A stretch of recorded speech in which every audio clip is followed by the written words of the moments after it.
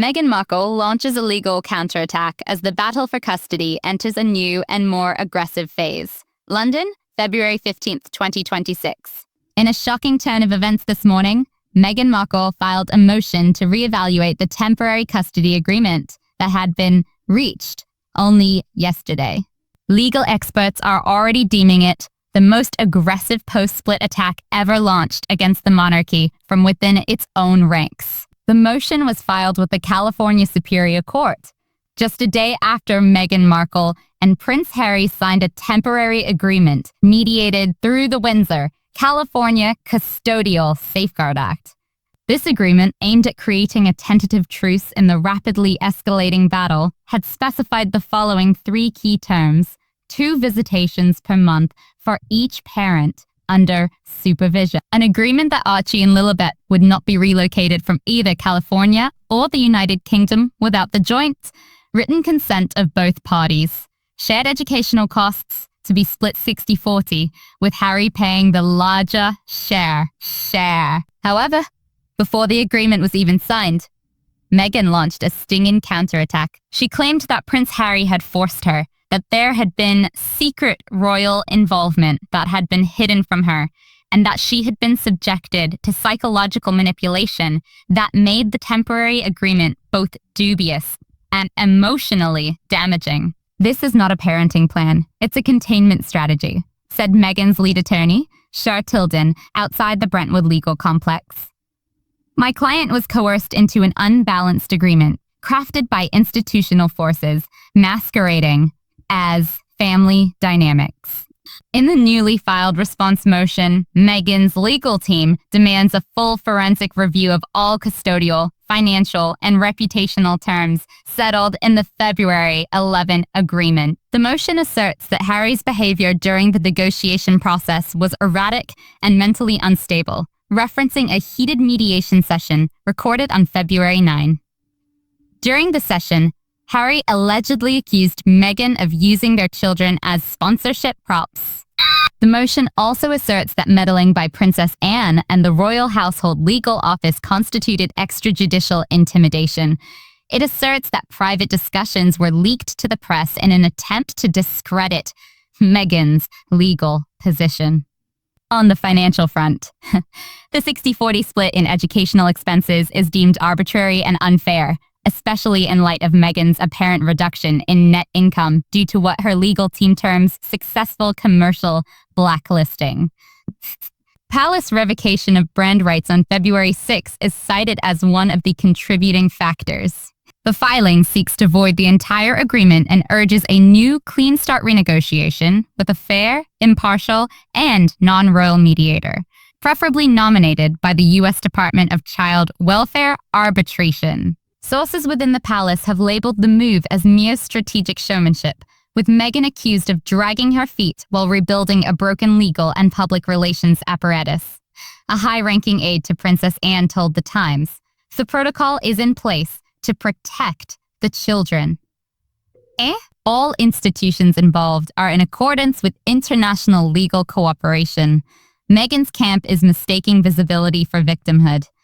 On February 10, Harry's lawyers, headed by Miles Armitage, filed a 17-page preemptive defense in anticipation of challenges to the February 11 agreement. The filing is said to contain screenshots of Meghan's December 2025 school withdrawal letters, signed without co-parenting consent, documentation of travel arrangements to Doha and Dubai in Q1 and Q2 2026, with comments on a brand visibility for Archie and Lilibet. Psychological observations by a royal pediatrician who assessed the children following their relocation to Wolverton Cottage, pointing out indicators of divided parental selves. Harry's official statement, issued through his lawyers, was clear and left little room for interpretation. The agreement was made in good faith and, above all, for the benefit of our children's stability.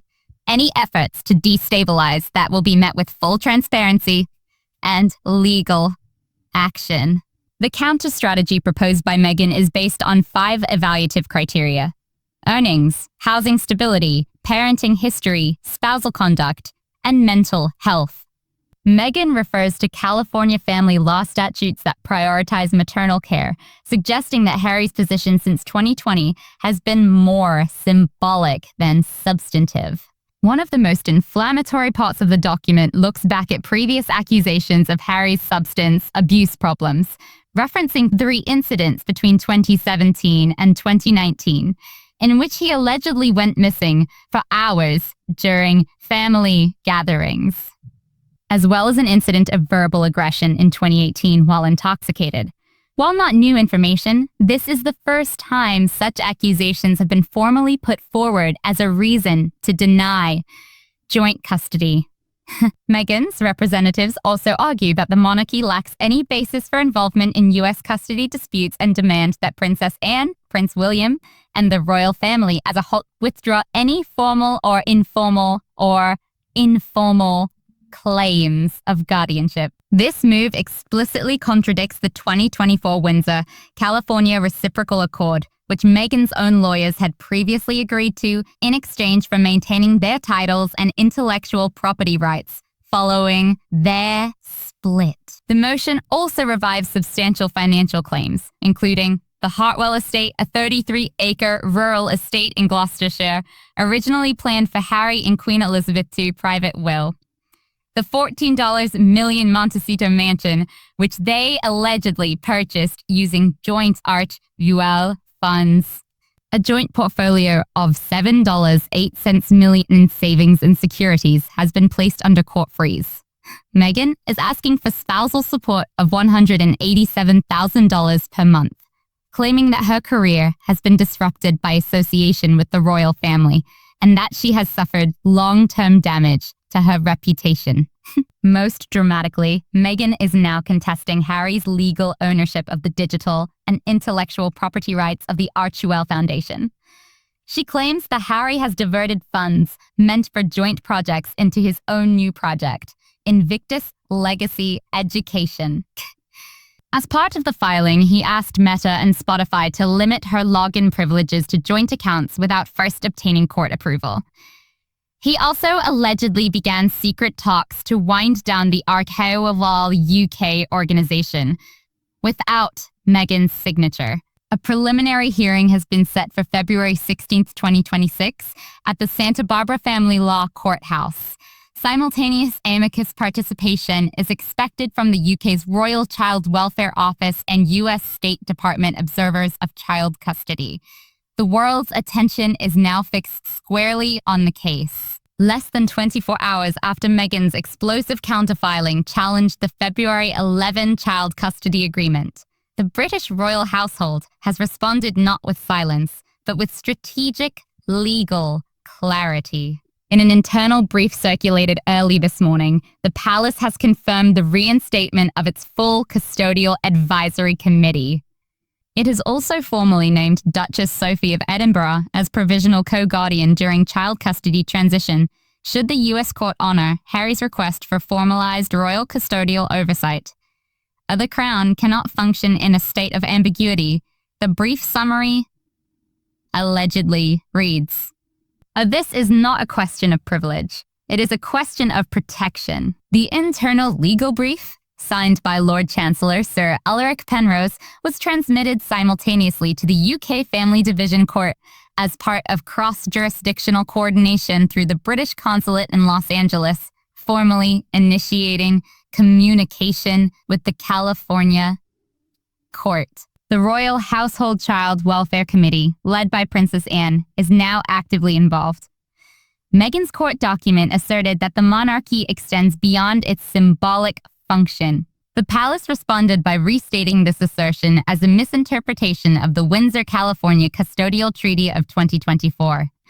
Although largely invisible to the general public, the treaty is reportedly providing minor royal heirs with temporary dual sovereignty status in instances where reputational, emotional, or custodial risk has been substantiated. In a move that seemed both tactical and symbolic, Princess Catherine made her first public statement late last night in a carefully crafted video produced by Grey House, the location where Archie and Lilibet are expected to relocate as a result of the proposed protocol. Before a wall adorned with artwork created by children, Princess Catherine stated, "Whatever the burden of responsibility I am to bear, I will bear it with the elegance and simplicity that these children deserve. This is not about inheritance. It is about innocence." The video, posted on the royal family's official YouTube and TikTok accounts, has garnered 11.4 million views in 8 hours. Public opinion, particularly in Canada, Australia, and New Zealand, has strongly favored the measured response of the monarchy, a far cry from the courtroom rhetoric employed by Meghan. Legally, the situation escalated at 8:45 a.m. PST with the filing of a motion by Harry's counsel for independent psychological assessments of both sides. The motion cites stress-related records from 2019 to 2022 and public records of documented disputes between the couple, including Meghan's reported media-induced episodes of distress, including 2 hospitalizations in 2021 and 2023. Whose records are kept sealed but are mentioned in royal insurance filings. Harry's own previously publicized mental health issues are now cited as proof of openness and good faith. Shatildon, Meghan's lawyer, quickly filed a formal objection to the motion, terming it a weaponized vulnerability masquerading as concern, as the battle for custody escalates. A new and explosive front has opened: finances. Leaked information from the Archewell Foundation's internal finance department reveals that an IRS audit, begun in late January 2026, is being shared with both the royal household and U.S. legal representation. Initial discoveries include $1 million in itemized payments from Archewell Foundation to a UAE-based consulting firm. Meghan's A Project Emancipation marketing strategy, which allegedly proposes the use of pictures of children in future luxury wellness projects without documented co-parental approval. A late 2020-25 charitable filing that omitted more than $2. $3 million in speaking fee income, which was instead reported as a brand equity advisory. This morning, the UK Charities Commission, in partnership with the Crown Financial Office, issued a strongly worded statement. Any charitable organization using the name or likeness of royal minors will be subject to increased scrutiny. This is non-negotiable. According to multiple sources within Archewell, the internal mood has soured considerably. Within 24 hours of Meghan's filing, 3 high-ranking officials, including the director of brand partnerships and the deputy legal counsel, resigned. No one wants to be seen on the wrong side of a global guardianship dispute involving sovereign power and subpoenas, one source confided. Meanwhile, rumors are growing that Spotify and Penguin Random House are reconsidering Meghan's 2026 solo endeavor, Woman Without a Crown, in light of reputational damage and potential litigation. As the transatlantic custody dispute between Prince Harry and Meghan Markle escalates, the conflict has quickly outgrown the bounds of family court. Instead, it now finds itself at the nexus of a treacherous triangle involving online identity, disputed inheritance, sovereign treaties, and strategic leaks, where legal maneuvering and global publicity intersect. What began as a dispute over children rights has quickly devolved into a multi-pronged institutional crisis, drawing in the British royal family, Silicon Valley tech titans, and the U.S. inheritance courts. At the heart of the intensifying tempest is Archewell Estate, a vast 3-acre royal side property in Gloucestershire, appraised at $46 million, which has long been speculated to be a part of a closed inheritance deal between Queen Elizabeth II and Prince Harry. And Prince Harry. Meghan's lawyers now contend that the estate was secretly bequeathed to Harry in a 2021 caucus meeting with the late Queen. The estate was allegedly mentioned in oral prenuptial talks in 2018, meant to be a joint heritage asset to provide for the future of Archie and Lilibet. At 9:31 a.m. on February 14, Meghan's lawyers filed a preservation petition with the Los Angeles County Probate Division. The motion seeks immediate judicial relief to halt any possible reclassification of Archewell as a sovereign estate asset and demands the production of all trust documents signed between 2020-21 and 2023. for Prince Harry. My client is not trying to lay claim to royal property, Shertilden said. She is protecting what was promised to be her children's birthright. Palace insiders quickly dismissed the claim. Palace press release from the Lord Chamberlain's office reiterated that Archewell retains unallocated land and sovereignty beyond inheritance right. The palace referenced minutes from the 2022 Property Allocation Committee led by Princess Anne to validate their claim. As the legal teams readied for another showdown, an unexpected turn of events drew focus elsewhere. Lady Louise Windsor, quietly but increasingly prominent as a custodial apprentice to Princess Anne, was photographed landing at Dulles International Airport under diplomatic cover from RAF Northolt. Her mission: to perform an on-site welfare assessment of both children under the Royal Household's Custodial Protection Treaty of 2024. She traveled with 2 child welfare specialists and a trauma psychologist from the Royal College of Pediatrics. Jeez. While officially observational, not operational, Lady Louise's arrival is said to have unsettled Meghan's Brentwood network. Sources close to the palace indicate Meghan's legal team is denying any unsupervised visitation under California's active injunction against foreign custodial meddling. But diplomatic cover makes resistance difficult. Sources at the palace indicate Lady Louise's attendance is not optional. Her final welfare assessment is expected to inform the royal family's forthcoming public guardianship announcement on March 1. Concurrently, a digital battle raged on the @Archewell Instagram handle, which gained immense popularity during the documentary era of the Sussexes in 2023 and now boasts 3.2 million followers.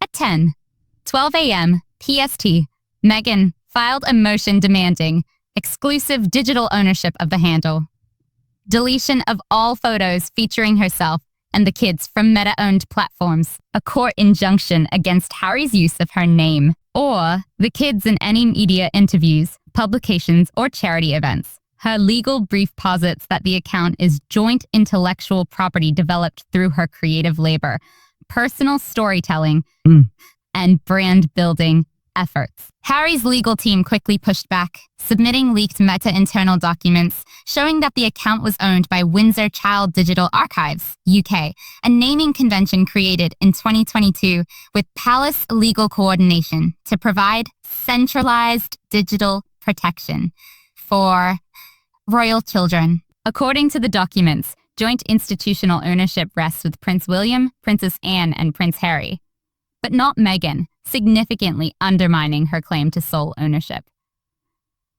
This is not just an Instagram handle, said Miles Armitage, Harry's lawyer. It is a strategic digital resource, and its use entails institutional repercussions. As the spotlight grows brighter, the Archewell Foundation seems to be falling apart from within. 3 anonymous employees have filed notarized affidavits with the IRS and the California State Attorney General's office. The claims are as follows: the use of $1.08 million in joint funds for personal brand launches outside the foundation's charitable purpose, the suppression of internal audits from co-trustees, the use of child-centric content and sponsor pitches, including a pitch to license a children's animated series loosely based on Archie and Lilibet, without Harry's legal consent. One former employee said, "We were told it was her legacy. That approval wasn't necessary. We followed the vision. Now it looks like potential fraud." A comprehensive forensic audit is currently underway, conducted by the UK Charities Commission and the US Office of Tax-Exempt Organization Review. Preliminary estimates project potential misappropriation between $2.07 and $4.04 million USD. In the United States, ideological polarization has increased exponentially. The View featured a contentious episode questioning why Harry had not been investigated sooner for suspected coercive control. Fox News featured a scathing panel discussion on Meghan's exploitation of motherhood and the monarchy's protection of its princes. Meanwhile, The Guardian featured a front-page editorial titled "When Branding Replaces Parenting," which highlighted the digital custody battle as a chilling indication of the state of modern parenting in the influencer age. On the other hand, Buckingham Palace has kept mum publicly. However, sources close to the royal family claim that private institutional shields are being strengthened in the background. As the custody battle between Prince Harry and Meghan Markle spirals further into the mire of legal and reputation chaos, a new explosive front has opened a financial war. At the heart of the conflict are claims that Meghan has been funneling joint marital funds into her own personal branding campaigns, failing to disclose overseas bank accounts, and manipulating insurance records to sustain her upscale lifestyle, despite her plummeting reputation. On the other hand, Meghan's lawyers have now accused Harry of protecting Windsor loyal assets and property structures to deliberately impede just marital asset division. The financial documents filed with the California Superior Court this morning ran to 87 pages, which, rather than divorce documents, read more like the forensic audit of a bankrupt global conglomerate on the brink of collapse. At the heart of the scandal are the following: $2. $33 million in personal spending, which Meghan charged to joint credit cards between 2022 and 2025. Among the items listed are more than $1 million spent on fashion purchases from Hermes, Dior, and Illy Sob. $310,000 spent on image consulting and media training, allegedly in connection with her now bankrupt as ever product business. Harry's lawyers submitted account statements from Amex and HSBC into evidence, cross-referenced with Archewell business expense records. These records allegedly demonstrate that many of these payments were made through foundation sub-accounts. In a notarized deposition leaked earlier today, a former Archewell accountant alleged that these payments were subsequently coded as a brand representation or a philanthropic alignment. But we were paying for luxury handbags and press escorts, the whistleblower said.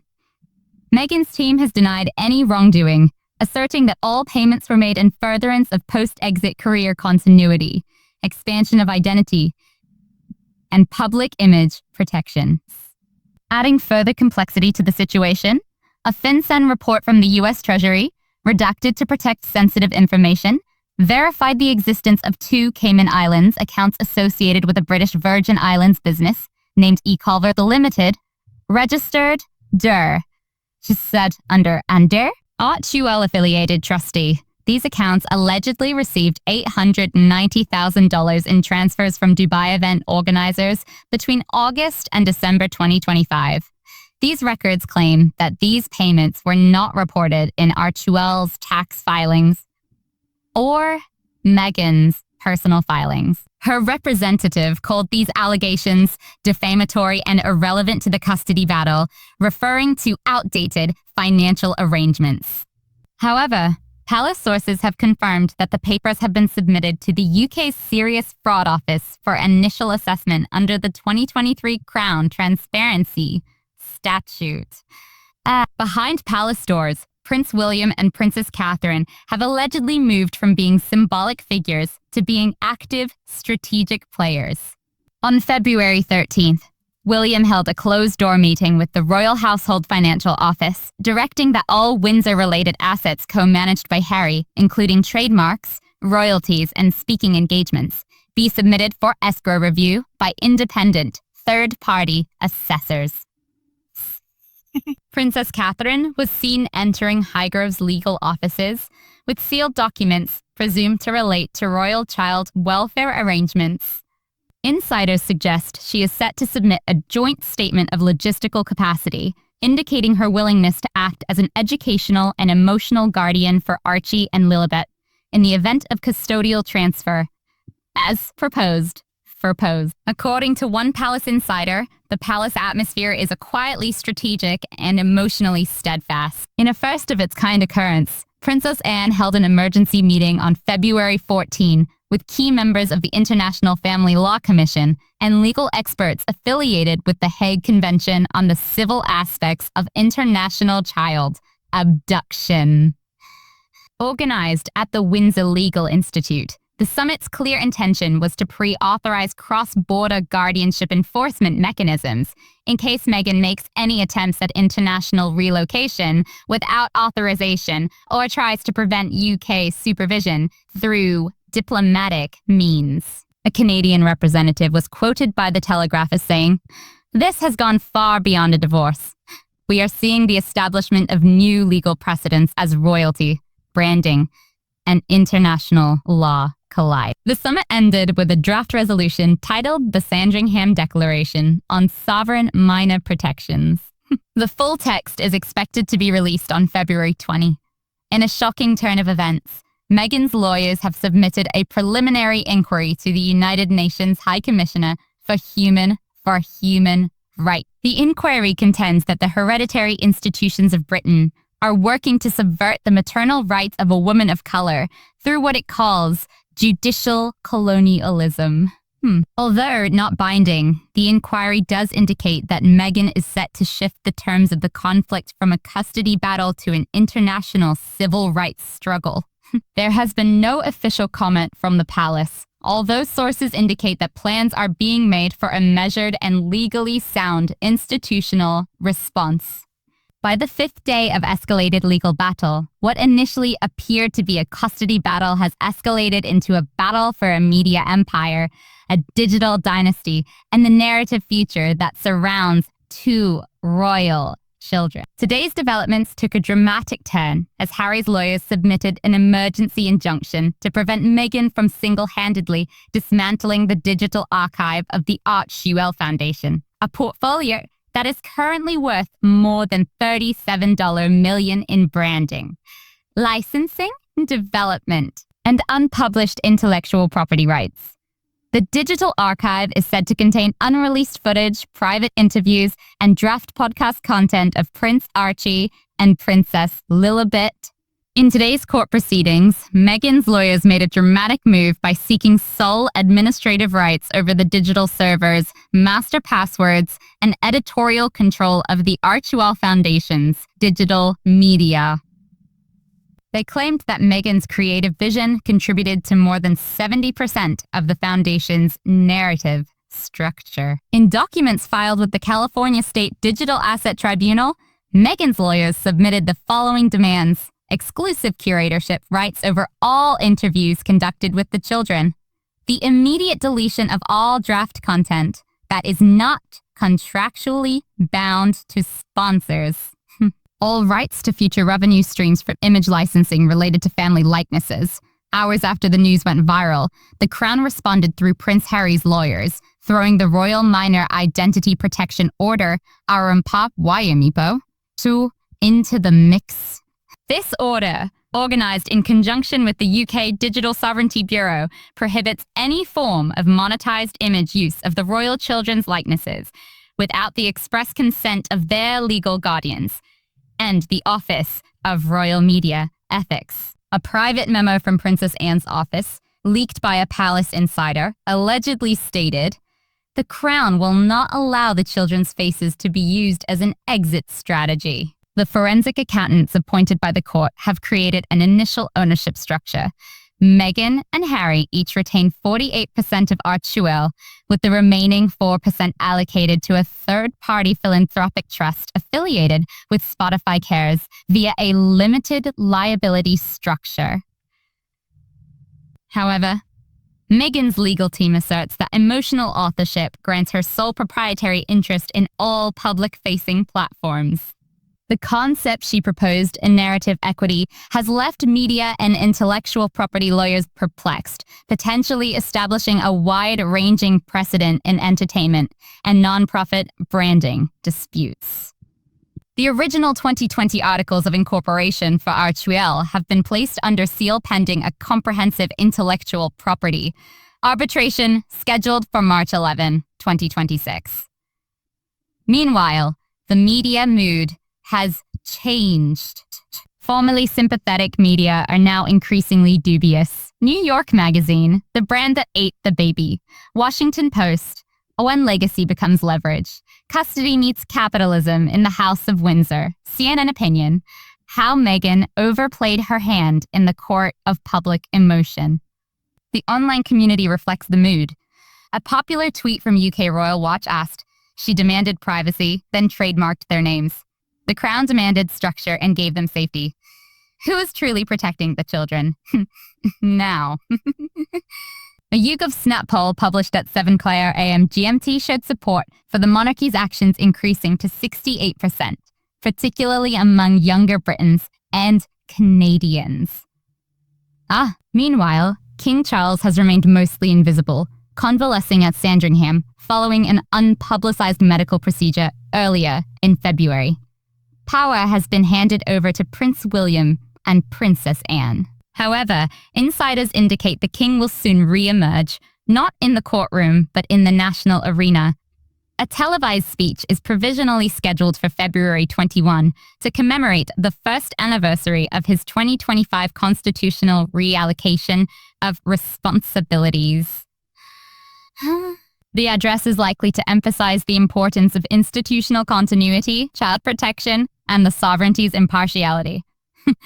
It would be his first public address on the crisis and perhaps his last before the rumors of abdication escalate. In another thrilling twist, it was confirmed today that Archie and Lilibet have been moved from Wolverton Cottage to a secret location thought to be inside the Highgrove perimeter.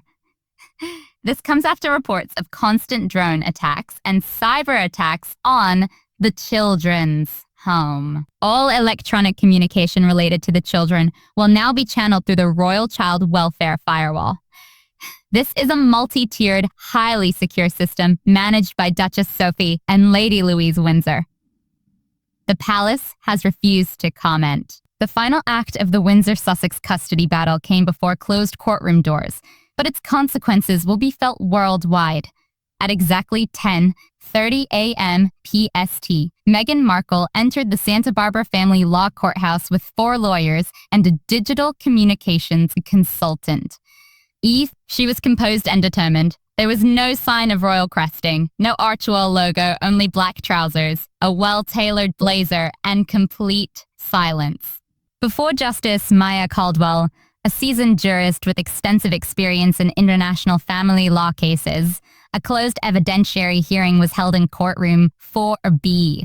According to the summaries that leaked hours later, the trial represented a definitive point in the unraveling of Meghan's last legal defense. One of the most significant pieces of evidence presented was a document called Project Mirror, which was salvaged from a private Archewell server as a result of court-ordered forensic analysis. The memo described an emergency relocation plan to Qatar, which included the following: a multi-year media development contract with a subsidiary of the Qatari Sovereign Fund, the application for dual citizenship through honorary sponsorship, the enrollment of Archie and Lilibet in a private international academy in Lusail, which would bypass UK and US custodial notification requirements. The plan, dated January 18, 2026, was never shared with Prince Harry, who only discovered it after forensic IT experts gained access to the encrypted Archewell servers. When the memo was introduced as evidence, Meghan did not react immediately.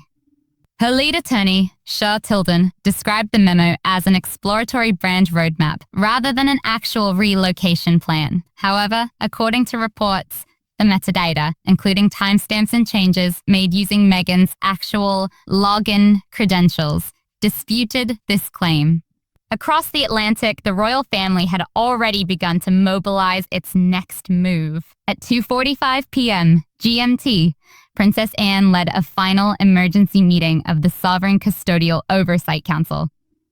The council officially announced that Princess Catherine and Duchess Sophie would be the permanent joint guardians of Archie and Lilibet in the United Kingdom. As per the Grey House Protection Act, which came into effect on February 17, all Windsor-compliant properties, digital assets, and educational programs for the children will be subject to organized royal supervision.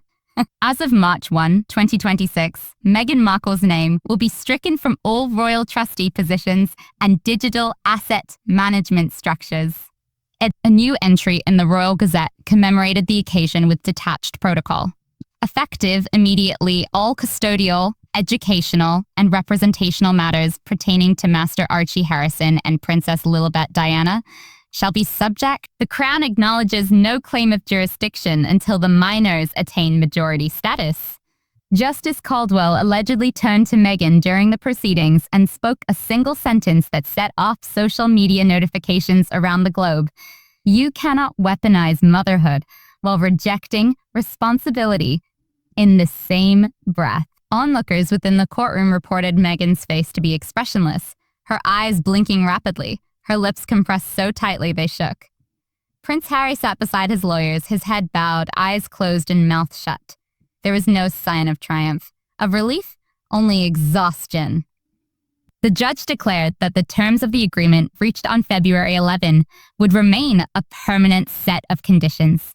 No further attempts at moving are to be made without the consent of both parties. Joint custody is still in effect, but will be managed by a third-party child welfare representative appointed by the UK and US courts together. The @ArchieLily social media handle has been handed over to the Royal Child Welfare Trust. Meghan is to repay $1. 3 million USD in Archewell Foundation funds mistakenly distributed within 90 days. All pending sponsorship deals for the use of the children's likenesses, including a French luxury skincare company and a Los Angeles podcast studio, were null and voided. The Archewell Foundation is to be officially disbanded, its assets frozen pending redistribution according to charitable trust law. For the coming decade, Meghan is forbidden from founding any entity, trademark, or media product bearing the names Arch, Windsor, Sussex, or Lilibet. As the decision was being read, Meghan remained still. Her lawyers leaned in to whisper, but she did not weep. The cameras were banned from the courtroom, but when she emerged at 1:23 p.m., the shock on her face was plain. No Archewell representatives waited outside. No press conference. No black SUV with dark-tinted windows, only a humble car driven by a personal assistant. She left unobtrusively, and for the first time since 2018, she left alone. As the sun dipped below the horizon, Prince Harry issued a heartfelt statement posted on the royal family's official website. Being a father will mean I am present. I will be a father before I am anything else. It was signed with simple flourish. Henry Charles Albert David. No duke, no prince, no prince. Only a father of two, and now a man without a marriage. The gates of the monarchy are closed. Meghan Markle is now financially circumscribed, legally bound, and internationally watched. Archewell is no more. Custody battles are settled. And history may mark February 18th, 2026 as the day the Crown protected its heirs. Not with indignation, not with haughtiness, but with order, with control, and with disciplined silence. The Windsor machine did not roar. It hummed on.